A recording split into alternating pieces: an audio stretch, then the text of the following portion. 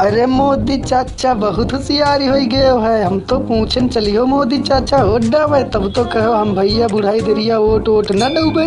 ओ अब भागे जात हो गाड़ी से, हम तुम्हारा गाड़ी नहीं पलटी दे ठीक है। हे केशवैया तंदे चुपचाप हमारी गाड़ी छोड़ देना। ये तुम्हारा पप्पा गाड़ी ना ये हमारी गाड़ी है। कुछ बिगड़ देना तो तुमसे पैसा हगा ले आवे समझ लीनिस तो। ओ तई हमका जाती और भीड़ हो जाए तो लाइन में लागत पड़ी हमका फर्क नहीं में।